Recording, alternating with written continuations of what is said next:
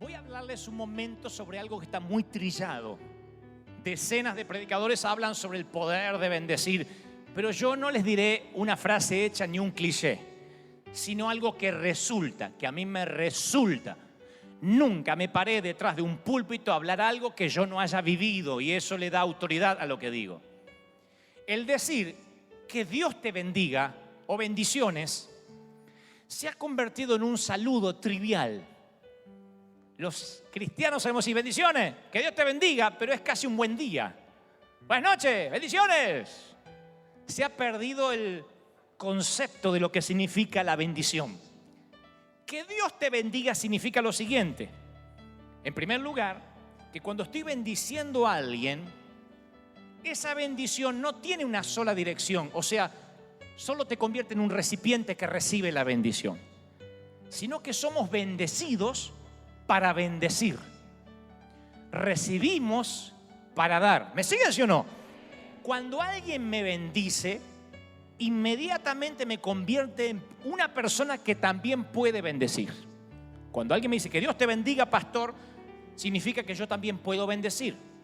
La palabra bendición en el original hebreo significa Barak, como el nombre del presidente de los Estados Unidos de América. No se lo van a olvidar nunca.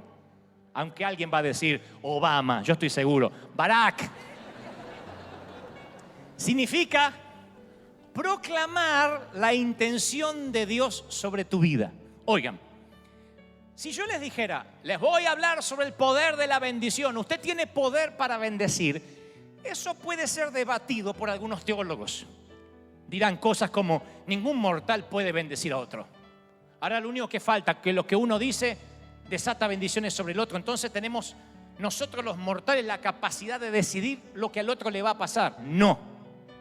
La palabra bendición, Barak, significa literalmente que todo lo que Dios tenga planeado para ti se cumpla. O sea, es ponerme de acuerdo con lo que Dios ya pensó que iba a hacer contigo. Significa que todas las expectativas de Dios se cumplan en tu vida. Eso es lo que decimos cuando decimos Dios te bendiga. Que todas las expectativas que Dios tiene y los planes que Dios preparó para ti se cumplan en tu vida. No estoy inventando una bendición. No se me ocurre a mí bendecirte, sino que afirmo en fe que Dios tiene pensamientos de bien para ti y no de mal. Y cuando yo te digo te bendigo, no es que yo como un simple mortal argentino se me ocurre bendecirte, sino que estoy diciendo que lo que Dios planificó desde el vientre de tu madre se cumpla antes que te vaya de esta tierra, y va a ocurrir. Eso es una bendición. Ahora, esa es la bendición que le damos a nuestros hijos. Dice la Biblia en 1 Pedro 3:9, sabiendo que fuiste llamados para que heredaseis bendición. Heredan una bendición y yo proclamo de que eso va a ocurrir. Eso hacían los profetas. Cuando los profetas decían te bendigo, te ponga Dios como cabeza y no como cola, seas un prestador y no alguien que pide. No estaban haciendo un agorero, un deseo místico. A ver qué palabra se me ocurre. No. Estaban proclamando lo que Dios ya había determinado. Y el muchacho que lo recibía, al creerlo, esa bendición que gravitaba en el aire, de pronto se hace carne y él lo empieza a tener como si fuera una mochila que no puede sacarse de encima. Voy con la bendición encima. O voy con la bendición cargándola todo el resto de mi vida. Así como me cepillo los dientes esa mañana, me pongo la bendición. Entonces, este es un principio espiritual. Si necesito bendición, necesito liberar bendición. Retenerla impide que yo la reciba. ¿Me siguen, sí o no? Escuchen lo que dice el sabio proverbista, 11:26. El que acapara el grano, el pueblo lo maldecirá. El que egoístamente acapara el grano del trigo, el pueblo lo va a maldecir. Pero bendición será sobre la cabeza del que lo da o del que lo vende. Proverbios 11:26. ¿Cuál es la idea? Que si quiero bendiciones tengo que desarrollar un estilo de vida que bendiga a otros. Si yo quiero que Dios me bendiga, esto no es un solo recipiente unidimensional. Quiero, creyente oveja. Dame, bendecime, ungime, mandame. No es todo unidimensional. Es bidimensional. Recibo a medida que doy. Es un principio espiritual.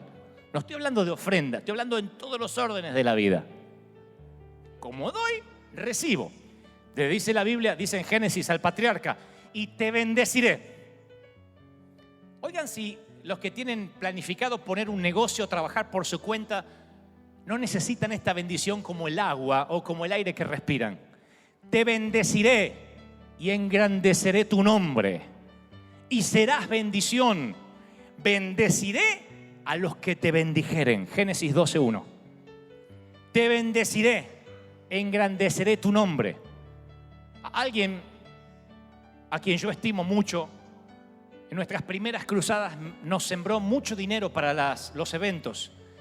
Él literalmente pagó uno de los estadios allá en el año 2005, el River Plate. Y él quería fabricar autos. Traía autopartes de China y quería fabricar autos. Y me dice, estoy debatiéndome sobre qué nombre le puedo poner al automóvil. No se me ocurre algo que tenga punch. Algo que pegue, algo que tenga branding, que sea una marca que se imponga. Le dije, ¿cuál es tu apellido? Y me dice, mi apellido es Efa. Le digo, así tienen que llamarse los autos, Efa. Y entonces su primera reacción fue la de un cristiano que toda la vida escuchó, no, su nombre tiene que ser grande, nosotros no. Entonces me dijo, no, pero ¿cómo voy a ponerle mi nombre? Y entonces le leo este episodio, dice, bendeciré y engrandeceré tu nombre.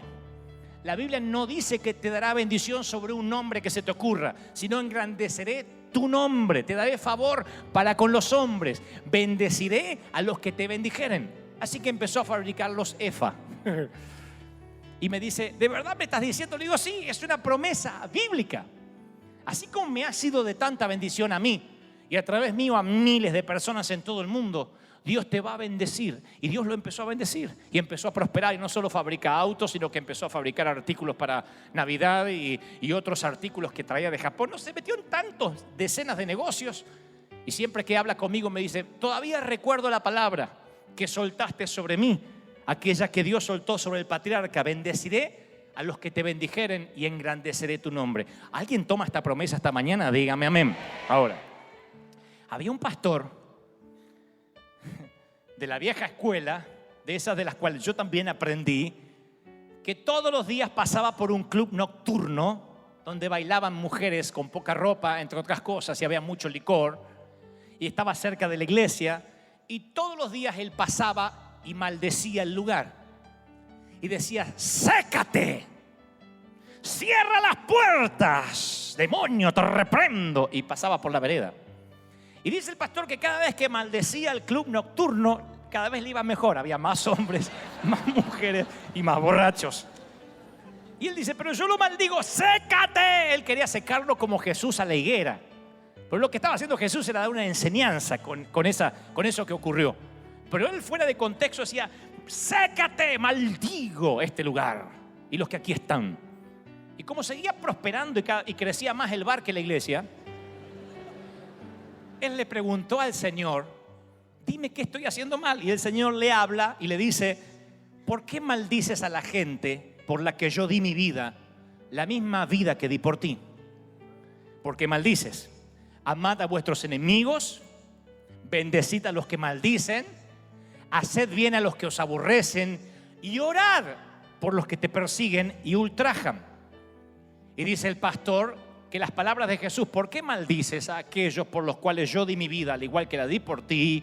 Esas palabras resonaban en sí mismo tan fuerte que decidió volver a pasar por el club durante la semana siguiente y bendecirlo. Pero dice, era como hablar un nuevo idioma para mí. Yo veía a los borrachos que salían con una pantaleta en la mano y no lo podía bendecir. Y el Señor decía, bendícelo.